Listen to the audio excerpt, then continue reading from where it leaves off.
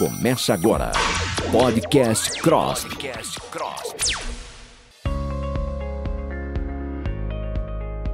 Olá, ouvintes. Sejam bem-vindos a mais um episódio do Podcast CROSP, um canal de comunicação do CROSP em que especialistas discutem temas relevantes para os profissionais da classe e para a população em geral.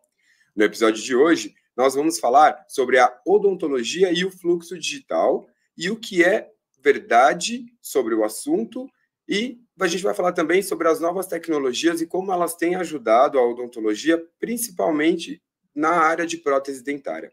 E para falar sobre esse assunto, a gente convidou os integrantes da Câmara Técnica de Prótese Dentária do CROSP, a doutora Beatriz Danieleto San e o doutor Fernando Igai. Doutores, sejam bem-vindos ao nosso podcast. Muito obrigada, é um prazer e uma honra estar aqui com vocês hoje para a gente discutir bastante sobre o assunto de odontologia digital. Bom dia a todos, muito obrigado pelo convite. Estou muito empolgado para batermos esse papo sobre esse assunto tão importante na odontologia atual. Obrigado, doutores. A gente que agradece a participação de vocês. E já para a gente abrir o nosso bate-papo, doutora Beatriz, eu quero que você fale, que você explique para os nossos ouvintes como tem acontecido essa evolução digital na odontologia, e em especial na área de prótese dentária. A evolução da odontologia digital, principalmente na área da prótese, vem sido muito notável, principalmente pela evolução dos softwares, dos equipamentos e dos materiais também para a confecção das próteses dentárias. Acredito que é um mundo novo, não é mais o futuro, já é o presente e vem adentrando aí em muitos consultórios. Doutor Fernando, já para a gente engatar nessa ideia e falar um pouco mais sobre essa evolução odontológica, principalmente na questão digital, eu quero que você fale sobre as moldagens e o escaneamento, E assim, eu quero que você dê um panorama de qual delas é melhor, ou se tem uma que é melhor, e fale também o que uma tem que a outra não tem. Por exemplo, uma é mais ágil, a outra não. Eu quero que você faça esse panorama para a gente. Legal, Ailton. É o seguinte, no meu ponto de vista, a moldagem convencional e o escaneamento são duas técnicas ótimas. No caso da moldagem convencional, ela é uma forma de que a grande maioria dos dentistas tem acesso, Ela é um método consolidado para a obtenção dos modelos e que permite que seja confeccionado a prótese de uma maneira clinicamente aceitável, que vai ter uma longevidade muito boa. No caso do escaneamento, ela é uma realidade em uma boa parte dos consultórios. Assim como a doutora Beatriz falou, já é uma realidade, ele não é uma tendência.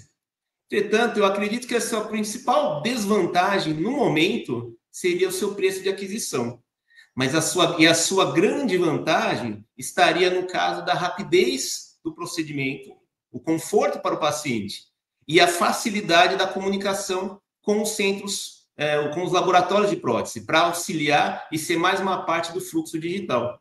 Então, assim, se a gente falar da rapidez, realmente ela é um pouco mais rápida do que a moldagem convencional. Mas existe um ponto em comum nas duas formas de se obter o modelo, que é o quê? É você fazer o procedimento previamente à moldagem ou escaneamento de forma correta. Então, o preparo tem que ser bem feito, o provisório confeccionado tem que ser bem feito. Eu costumo falar nas minhas aulas, eu sou professor de prótese, e eu costumo falar nas minhas aulas para os alunos que não adianta a gente ter uma melhor tecnologia, sendo que você faça um preparo mal feito. Se você tiver um preparo mal feito, o scanner ou o material de moldagem vai copiar esse preparo mal feito. Então, eu queria ilustrar essa importância da gente não esquecer os princípios aí de como fazer um bom preparo, um bom provisório, os passos antes de se fazer a moldagem ou escaneamento. Isso é um ponto importante, doutor? Porque daí você faz um contraponto e usa as duas tecnologias, Não deixa de usar manual também, que já mostrou aí durante anos que está aí, faz bem e sempre funcionou, e adentrar essas novas tecnologias, E, doutora Beatriz, quando a gente fala sobre novas tecnologias, creio eu, talvez para os pacientes mais novos, mas não sei, vocês que estão no fluxo do dia a dia dos atendimentos, quando o paciente chega no consultório e aí ele identifica que não tem scanner, ele identifica que é só das formas analógicas, vamos dizer assim, esse paciente, ele tem alguma coisa que pode modificar no tratamento final dele por não ter o scanner, ou é a mesma coisa, ou funciona da mesma forma, ou usa um acoplando o outro? Como que é essa questão? Na verdade, a ausência de um scanner na clínica não vai comprometer o resultado do tratamento final. É muito como o Dr. Fernando comentou. A gente precisa ainda de boas práticas lá do que vem no analógico, do que vem no convencional, para poder garantir a vantagem do uso da tecnologia digital no consultório. Então, o paciente, quando ele chega em um consultório que ainda não trabalha com a tecnologia do fluxo digital, isso não é um problema, desde que o profissional seja comprometido com bons resultados, para o cuidado mesmo e para um bom tratamento para o paciente. Boa. É bom reforçar isso, porque eu acho que assim como a inteligência artificial tem feito parte do nosso dia a dia já em outras áreas também, que não só na odontologia, a gente sempre comenta dessa ideia, a gente que eu digo no geral, né, de usar a inteligência artificial, no caso de vocês, né, o fluxo digital, como um aporte, como suporte também, né, para as atividades, para os atendimentos diários, né. Então, é legal frisar essa parte. E, doutor, quando a gente fala em moldagem, né, que são aquelas que o cirurgião dentista faz quando a gente vai ao consultório, que todo mundo praticamente já conhece, que coloca aquela massinha, algumas vezes elas são desconfortáveis, né? E pelo fato de ser desconfortável, nesse sentido, o escaneamento ele é melhor? Nesse sentido, o escaneamento ele tem uma grande vantagem sobre as moldagens convencionais, né? Apesar de existirem técnicas e materiais de moldagem extremamente avançados que causam menos desconforto, assim como estratégias que a gente pode tomar na hora da moldagem, né, para que o paciente sinta menos desconforto, nesse ponto eu acho que o escaneamento intraoral ele vem para ter uma grande vantagem, porque ele proporciona um maior conforto para fazer o procedimento, né, quando comparado com a moldagem convencional. Perfeito. E agora, doutores, eu quero que vocês falem, né, já para a gente aproveitar nessa ideia, né, afinal, qual que é a diferença entre os dois métodos, né? O que um difere do outro? Olha, a principal diferença, né, seria realmente a aquisição do método, né, como a gente chega no resultado final ou moldando o paciente ou usando o scanner, que é um equipamento, e principalmente o conforto para o paciente e a precisão da técnica. Então, quando a gente molda um paciente, como vocês acabaram de comentar, a gente usa um material de moldagem que, para alguns pacientes, em alguns casos, pode ser um pouco desconfortável. E no escaneamento, a gente usa um scanner intraoral, então é um equipamento que muitas vezes, através de um vídeo, ele vai captando toda a estrutura dentária da arcada do paciente. E aí todo o processo, ao invés de ser feito de forma manual no laboratório, ele é feito através de um computador, podendo ser feito também pelo laboratório ou pelo próprio dentista no consultório. Se eu pudesse pensar numa palavra-chave para descrever aí as diferenças entre o escaneamento e a moldagem. No caso do escaneamento seria repetibilidade e precisão. E nesse ponto da repetibilidade é muito importante, porque você faz um planejamento, vamos supor, um planejamento de um tratamento estético.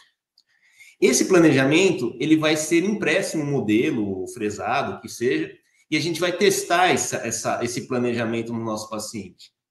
Uma vez que ele esteja satisfeito com esse planejamento inicial, ele vai servir como base para fazer o tratamento do paciente. Não é muito previsível.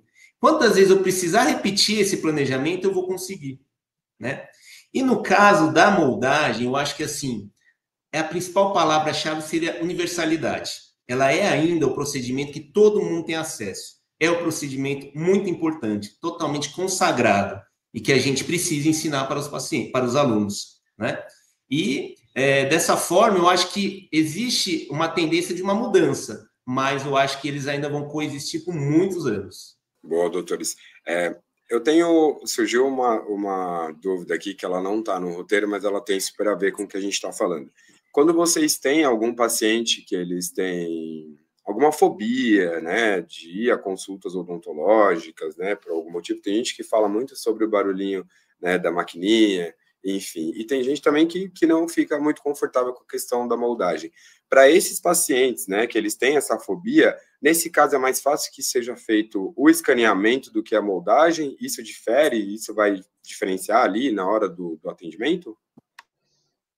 Nesses casos seria mesmo recomendado a técnica de escaneamento. Já tive casos de pacientes com fobia mesmo, com trauma do processo todo, né, que leva ali no consultório, e o escaneamento ele acaba facilitando nesse caso porque não tem o desconforto. E é legal também porque o paciente ele consegue acompanhar na tela, ver realmente o sorriso dele ali sendo escaneado. Então, para esses casos, realmente tem um resultado bem satisfatório. Respondendo a sua pergunta, eu tive um caso clínico no qual eu fui fazer uma moldagem e a paciente sentia muita ânsia de vômito. Ela tinha uma fobia para fazer moldagem. Então, não conseguia fazer a moldagem direito nela. Eu acabei usando quase todo o meu material de moldagem nela. E aí, eu utilizei o scanner intraoral e foi muito mais confortável para ela. E outra coisa muito legal para falar sobre o escaneamento intraoral é o seguinte: se você faz o escaneamento do arco do paciente, vamos supor a maxila, você faz a parte do escaneamento da maxila e não ficou completo, não completou todo o escaneamento. O que eu posso fazer? Eu repito e continuo e faço as correções daquele arco escaneado, fazendo o escaneamento novamente. Se eu tiver um erro na moldagem, eu vou ter que repetir todo o processo novamente. E aí, para um paciente que já sente desconforto, é pior ainda, né? Ele vai ter que passar por aquele procedimento tudo de novo, né? Então, nesse caso, o escaneamento seria o mais indicado mesmo, né? Entendi. Acho que até para atendimentos para crianças também, ele facilita nesse sentido, né? Sim, com certeza. Bom, doutores. E quando a gente fala da evolução da odontologia, né? E a gente fala que com o futuro da tecnologia, vocês acreditam que daqui para frente os consultórios eles serão 100% tecnológicos? Vocês acham que isso vai ter um tempo? Você acha que é uma tendência ou vocês acham que ainda vai ficar esse 50%?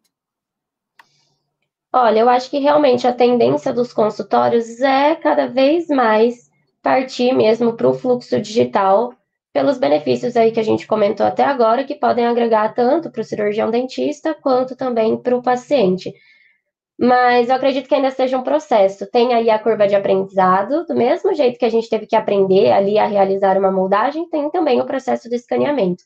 Fora a questão de valor mesmo aplicado nesses equipamentos, que tem um custo um pouco mais alto de quando a gente compara ali com relação aos materiais de moldagem. Então, eu acredito que ainda é um processo que não vá 100% para o fluxo digital, mas que tende sim a migrar para esse fluxo.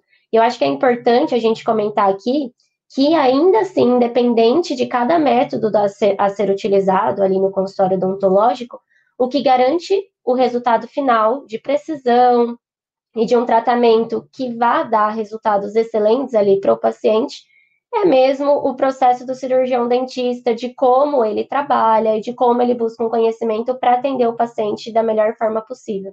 Eu também concordo com o que a doutora Beatriz falou, que é uma tendência, realmente, eu acho que a odontologia digital ela veio para ficar, né? Então, eu acho assim que a partir do tempo, né, de que você vai ter uma maior acessibilidade, um acesso maior para esses equipamentos, que hoje em dia ainda tem um preço mais elevado, né, juntamente com o avanço na tecnologia de pesquisa de materiais para a confecção das próteses, eu acredito que realmente, no futuro, a gente tem uma tendência a ficar mais digital mesmo. Só que nunca esquecendo dos princípios, né, nunca esquecendo de um bom planejamento, uma boa indicação do tratamento.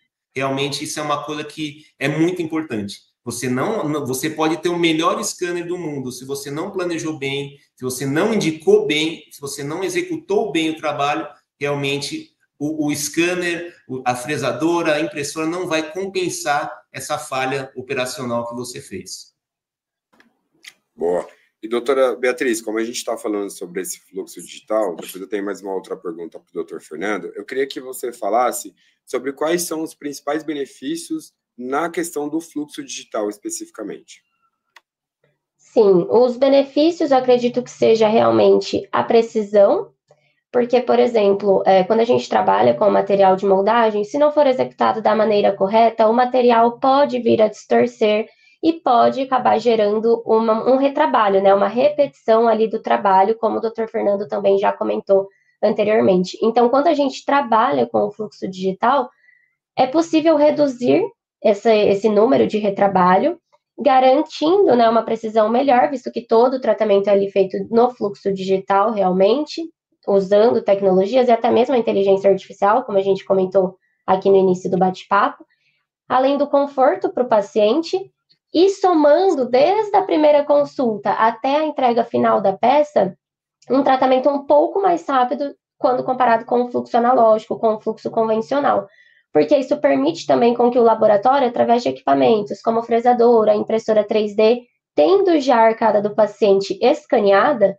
e não moldada, garante com que ele consiga trabalhar de uma forma mais rápida, tanto para laboratórios que trabalham com o fluxo digital, quanto até mesmo para o dentista, que já tem esse fluxo, que hoje a gente chama de fluxo chairside no próprio consultório, podendo muitas vezes entregar a peça, por exemplo, entregar uma prótese para o paciente até no mesmo dia da primeira consulta. Então, essa questão de precisão, confortabilidade para o paciente e também a questão do tempo. Perfeito, eu ia engatar numa outra pergunta que era justamente sobre isso. Como tem essa impressora 3D, se há a possibilidade do paciente meio que receber ali já no dia, na hora, né, o que vai facilitar de fato o atendimento, né? Isso faz bastante diferença também. Boa. E doutor Fernando, como você é professor universitário, eu queria que você falasse também como que é falado e como que é o assunto dentro da graduação de odontologia sobre a questão do fluxo digital, né? Principalmente nessa questão das próteses, ou talvez na especialização, que seja mais falado. Eu queria que você falasse nesse ambiente acadêmico como que é. No ambiente acadêmico, a gente ainda tem que ensinar o que todo mundo vai conseguir fazer. Então, realmente, no caso se a gente comparar fluxo digital, escaneamento ou moldagem convencional, realmente a gente tem que estar ensinando essa parte da moldagem convencional, que é o que todo mundo vai saber fazer.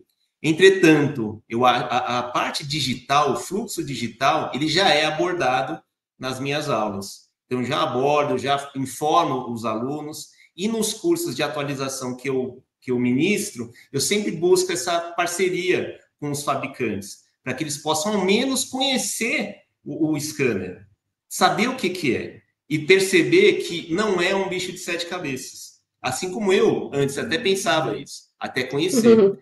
Então, isso é uma coisa que é muito interessante. Eu acho que, se a gente for pensar em vantagens do fluxo digital, você acelera o fluxo de paciente, você acelera o tratamento.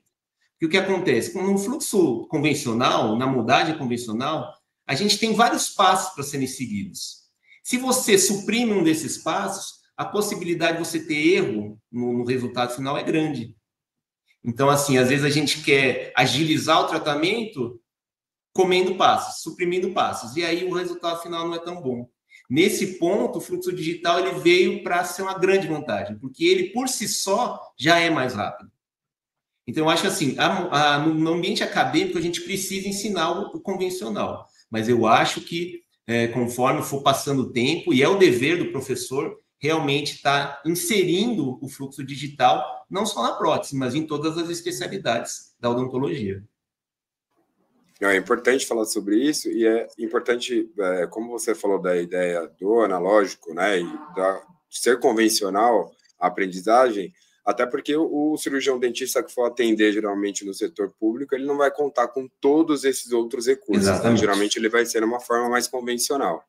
Então é importante frisar isso aí. Doutores, ótimo, o nosso bate-papo já chegou ao fim, ele foi uma conversa mais rápida que a gente falou aqui do fluxo digital, que eu acho que é uma tendência, né, para tudo, para todas as áreas, e é legal que vocês trouxeram e compartilharam informações importantes, né, no ambiente da odontologia, inclusive dos tratamentos, né, e dessa questão de como o scanner, ele facilita nos atendimentos, e eu já quero aproveitar e deixar vocês, né, à vontade para vocês fazerem suas considerações finais e darem o adeus, né, o tchau para os nossos ouvintes. Bom, gostaria de agradecer, então, pela participação, pela companhia de vocês nesse episódio.